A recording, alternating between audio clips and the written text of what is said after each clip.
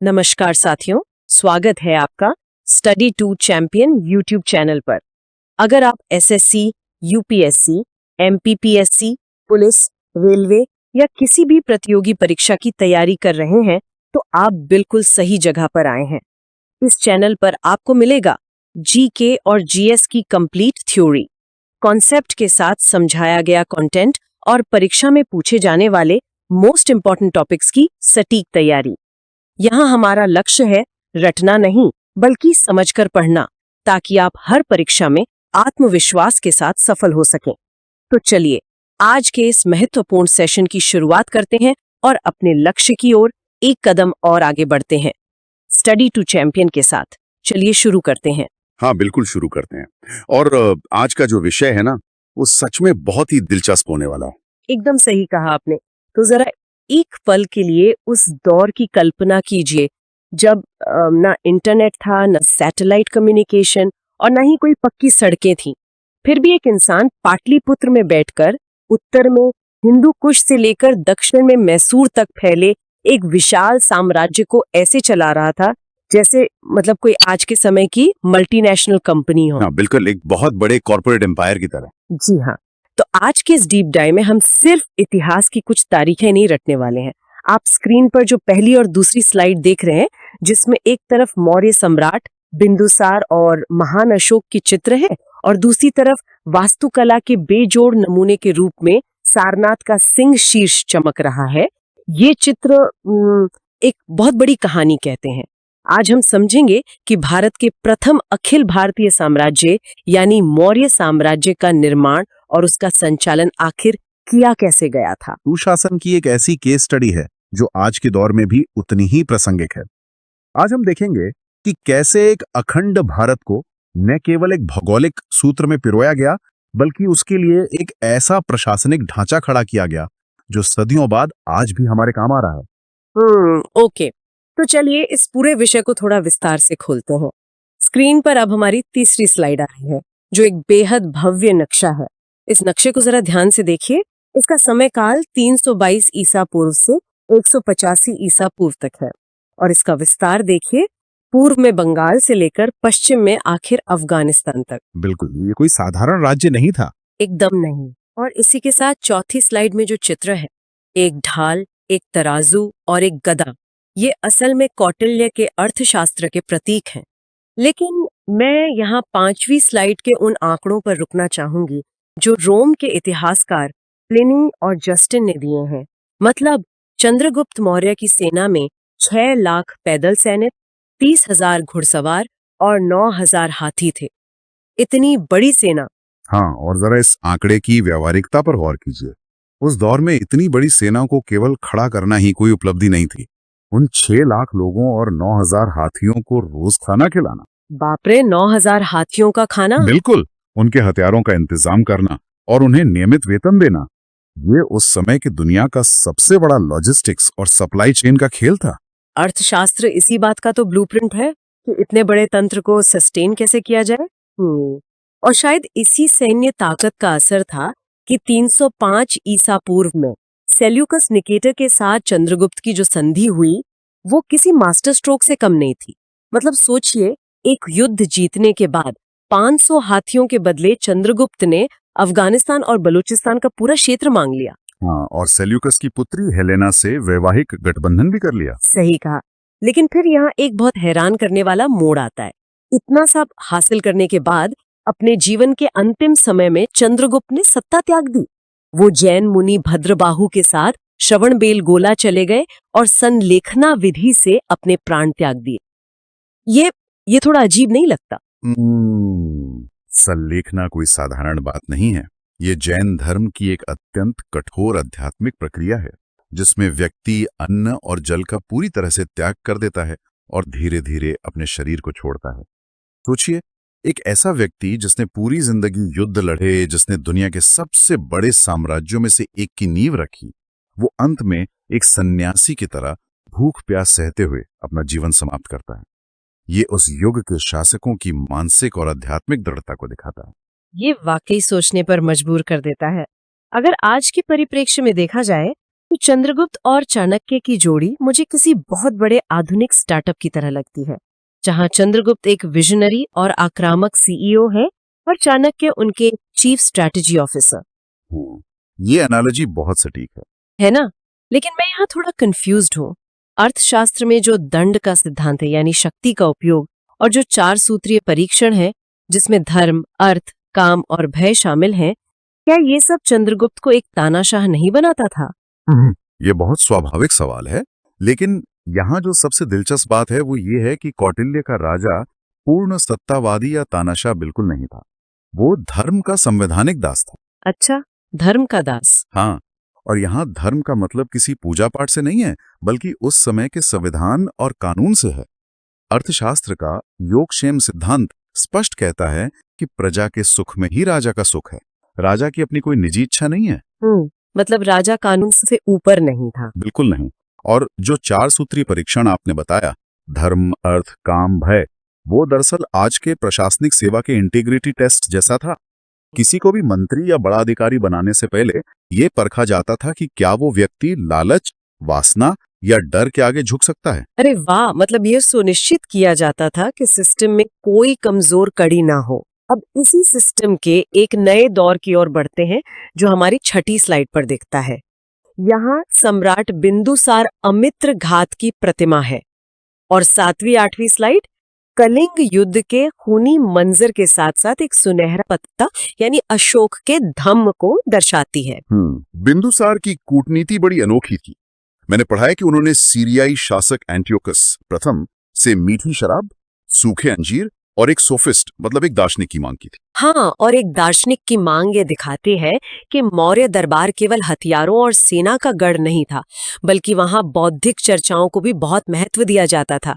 बिंदुसार ने आजीवक संप्रदाय को भी बहुत संरक्षण दिया, जो उनके खुले विचारों का प्रतीक है। बिल्कुल, लेकिन कहानी में सबसे बड़ा और खौफनाक मोड़ तब आता है जब सत्ता अशोक के हाथ में आती है। 261 ईसा पूर्व में राज्याभिषेक के 8वें वर्ष में कलिंग का भयंकर युद्ध हुआ। स्लाइड पर लिखे आंकड़े आज भी विचलित कर देते हैं। 1.5 लाख लोग निर्वासित कर दिए गए और 1 लाख लोग मारे गए। बहुत ही भयानक मंजर रहा होगा। सच में। इसके बाद भेरी घोष यानी सैन्य विजय को रोककर धम्म घोष या सांस्कृतिक विजय को अपनाया गया। अशोक ने उपगुप्त के प्रभाव से बौद्ध धर्म अपना लिया। लेकिन यहाँ मेरा एक सवाल है, क्या कलिंग जीतने के बाद अचानक से हथियार छोड़ देना सच में एक हृदय परिवर्तन था, या इतने बड़े साम्राज्य में विद्रोह को रोकने के लिए एक सोची समझी राजनीतिक चाल? अगर हम इसे गहरे ऐतिहासिक नजरिए से देखें तो ये केवल भावनाओं का उबाल नहीं था। जब साम्राज्य की सीमाएं इतनी फैल जाएं कि हर तरफ अलग अलग भाषाएं, मान्यताएं और कबीले हों, तो आप हर जगह अपनी सेना खड़ी करके राज नहीं कर सकते।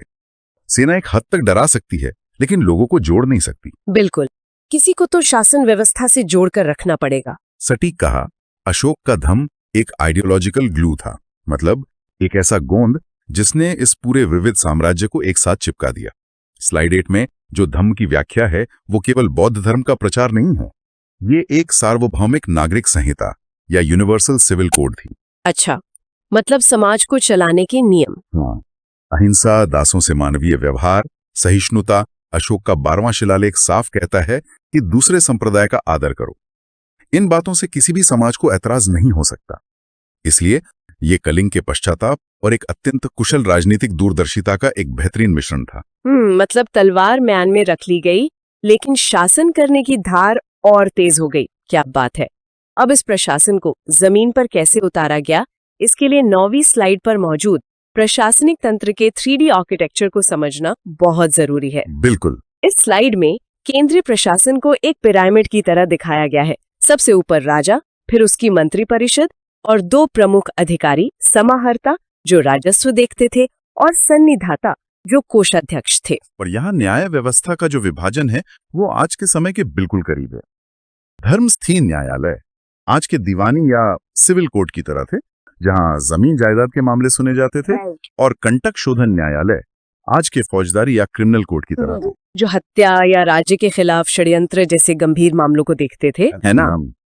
इस 3D आर्किटेक्चर में साम्राज्य को 5 प्रांतों में बांटा गया था। उत्तरापथ यानी तक्षशिला, अवंती यानी उज्जैन, कलिंग जो तोसली था, दक्षिणापथ यानी स्वर्णगिरी और केंद्र में प्राची यानी मगध जो पाटलिपुत्र था। लेकिन मैं ये सोच रही हूँ कि इतने दूर दूर स्थित प्रांत आपस में तालमेल कैसे बैठाते थे? तक्षशिला से पाटलिपुत्र तक जानकारी आखिर कैसे पहुंचती थी? यही तो कौटिल्य के मॉडल की सबसे बड़ी खासियत थी। इसका जवाब है मौर्य साम्राज्य का एक बेहद जटिल और तेज गुप्तचर नेटवर्क यानी स्पाई नेटवर्क। सांस्था और संचार नाम के जासूस होते थे जो भेस बदलकर पूरे साम्राज्य में फैले रहते थे और कबूतरों या घुड़सवारों की रिले रेस के जरिए पल पल की खबर केंद्र तक पहुंचाते थे। गजब का सिस्टम था। अब जरा विदेशी दृष्टिकोण की बात करते हैं जो 10वीं और 11वीं स्लाइड में है। यहाँ मेगास्थनीज की इंडिका का जिक्र है। मेगास्थनीज कहता है कि पाटलिपुत्र का नगर प्रशासन 6 समितियों द्वारा चलता था और हर एक में 5 सदस्य थे। वो भारतीय समाज की उच्च नैतिकता की तारीफ करता है, 7 जातियों के पिरामिड की बात करता है जहां कृषक सबसे ऊपर हैं। लेकिन यहाँ मामला वाकई बहुत दिलचस्प हो जाता है। मेगास्थनीज का दावा है कि भारत में दास प्रथा नहीं थी और यहाँ अकाल नहीं पड़ता था, जबकि कौटिल्य 9 प्रकार के दासों का वर्णन करते हैं जिन्हें संपत्ति रखने के अधिकार थे। बिल्कुल। और तो और सोहगौरा और महास्थान के अभिलेख साफ बताते हैं कि भयंकर अकाल पड़ा था जिसके लिए राज्य ने अन्न भंडार खोल दिए थे। तो मेरा सवाल ये है कि एक ही समय के 2 प्रमुख स्रोत इतनी अलग बातें कैसे कह सकते हैं? अगर हम इसे बड़े परिदृश्य से जोड़कर देखें तो ये मनोविज्ञान के ऑब्जर्वर बायस का एक बहुत ही उत्कृष्ट उदाहरण है। अच्छा, वो कैसे? देखिए, मेगास्थनीज यूनान से आया था जहां दास प्रथा रोंगटे खड़े कर देने वाली क्रूरता से भरी थी। दासों को जंजीरों में बांधकर रखा जाता था, उनका कोई अधिकार नहीं था। जब मेगास्थनीज भारत आया तो उसने देखा कि यहाँ दास तो सामान्य सेवकों की तरह घरों में काम कर रहे हैं। हाँ, और कौटिल्य के अनुसार तो वो संपत्ति भी रख सकते थे। बिल्कुल, और आजादी भी खरीद सकते थे। मेगास्थनीज के दिमाग में दासों की जो डरावनी छवि थी वो उसे यहाँ दिखी ही नहीं, इसलिए उसने सीधे मान लिया कि यहाँ दास है ही नहीं। अरे, ये तो वही बात हुई कि जो हमारे चश्मे का रंग है हमें दुनिया भी वैसी ही दिखती है। अकाल के बारे में भी शायद यही हुआ होगा। जिस दौरान वो पाटलिपुत्र में था शायद उस समय वहां सब कुछ हरा भरा रहा हो। हाँ बिल्कुल, ऐसे ही हुआ होगा। इसलिए विदेशी लेखकों का विवरण बहुत काम के होते हैं, लेकिन उन्हें हमेशा स्थानीय अभिलेखों जैसे सोहगौरा अभिलेख की कसौटी पर कसना पड़ता है जो ठोस जमीनी हकीकत बताते हैं। सही बात है। खैर, अगर प्रशासन इतना सख्त और सुव्यवस्थित था तो आम इंसान की जिंदगी कैसी थी? 12वीं स्लाइड हमें इसी सामाजिक ताने बाने की एक दिलचस्प तस्वीर दिखाती है, खासकर महिलाओं की स्थिति। समाज पितृसत्तात्मक था, लेकिन महिलाओं को स्त्री धन यानी निजी संपत्ति रखने का अधिकार था। और जो बात मुझे सबसे ज्यादा हैरान करती है वो ये कि महिलाएं राजा की अंगरक्षक या बॉडीगार्ड्स होती थीं। वे गुप्तचर का काम भी करती थीं।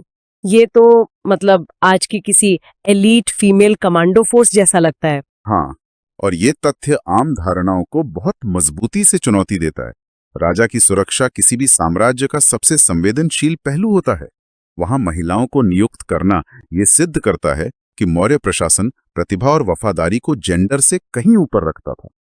ये उनकी प्रशासनिक परिपक्वता का बहुत बड़ा प्रमाण है। वाकई, और इसी परिपक्वता की झलक हमें 13वीं और 14वीं स्लाइड में भी मिलती है, जहां कला और वास्तुकला की क्रांति का दृश्य है। मौर्य काल में एक बहुत बड़ा बदलाव हुआ, लकड़ी से पत्थर तक का सफर। स्लाइड में कुम्हरार का विशाल 80 स्तंभों वाला हॉल दिखाई दे रहा है, जो ईरानी महलों जैसा भव्य था।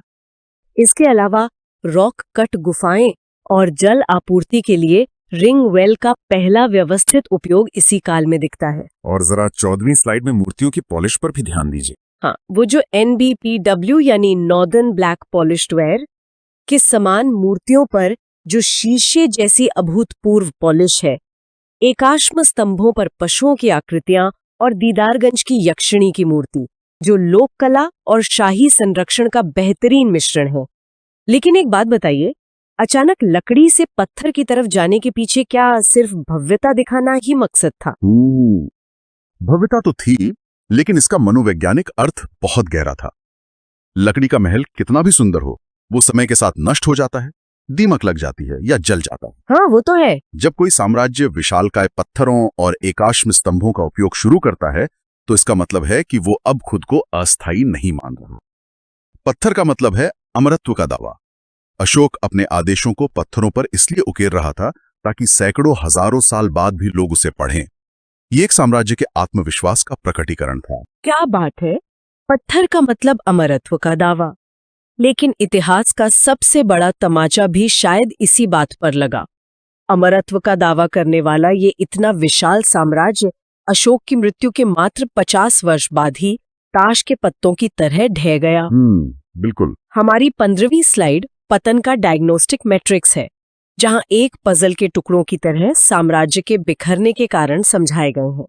रोमिला थापर जैसे इतिहासकार मानती हैं कि इसका कारण अत्यधिक केंद्रीकृत प्रशासन और राष्ट्रीय चेतना का अभाव था। डीडी कोसाम्बी कहते हैं कि इसके पीछे आर्थिक संकट और भारी कर थे। और हरप्रसाद शास्त्री का तर्क है कि ब्राह्मणवादी प्रतिक्रिया हुई, हालांकि ये काफी विवादित है। सही। और अंततः हुआ ये कि 185 ईसा पूर्व में सेनापति पुष्यमित्र शुंग ने अंतिम शासक बृहद्रथ की हत्या कर दी। लेकिन मेरा सवाल यही उठता है कि इतनी बेहतरीन व्यवस्था, 6 लाख की सेना, अधिकारियों का ऐसा शानदार 3D आर्किटेक्चर, फिर भी ये सब इतने कम समय में आखिर क्यों ढह गया? इसके पतन का सबसे बड़ा कारण उनकी सबसे बड़ी ताकत में ही छिपा था, और वो था अत्यधिक केंद्रीकरण या ओवर सेंट्रलाइजेशन। इसे एक रूपक से समझते हैं। ये उस साइकिल के पहिए की तरह था जिसकी सारी तीलियां सीधे बीच की धुरी से जुड़ी थीं। अच्छा। जब तक धुरी के रूप में चंद्रगुप्त या अशोक जैसे मजबूत शासक मौजूद थे, पहिया पूरी रफ्तार से दौड़ता रहा। लेकिन जैसे ही धुरी कमजोर पड़ी, यानी अयोग्य उत्तराधिकारी आए, पूरा पहिया एक झटके में बिखर गया। इतने बड़े भौगोलिक क्षेत्र को आप एक जगह से तब तक ही कंट्रोल कर सकते हैं जब तक आपका संचार और आपका डर कायम है। बिल्कुल लॉजिकल बात है। और जैसे कि कोसाम्बी ने कहा, इतनी बड़ी सेना और प्रशासन को चलाने के लिए जो धन चाहिए था, वो विस्तार रुकने के बाद कम पड़ने लगा। कमजोर राजाओं के समय में आर्थिक दबाव और सत्ता का अत्यधिक केंद्रीकरण, ये दोनों मिलकर किसी भी साम्राज्य के लिए एक जानलेवा कॉकटेल बन जाते हैं। ये बड़ा सबक है किसी भी प्रशासनिक व्यवस्था के लिए। 16वीं और अंतिम कंटेंट स्लाइड आधुनिक भारत का डीएनए है। मौर्य साम्राज्य भले ही बिखर गया हो, लेकिन उसकी विरासत अमर हो गई। आधुनिक भारत का जो कल्याणकारी राज्य या वेलफेयर स्टेट का मॉडल है, वो स्पष्ट रूप से कौटिल्य के योगक्षेम और अशोक के धम्म से प्रेरित दिखता है। बिल्कुल। सारनाथ के 4 सिंह आज हमारा आधिकारिक राष्ट्रीय प्रतीक है। अशोक चक्र हमारे तिरंगे की पहचान है।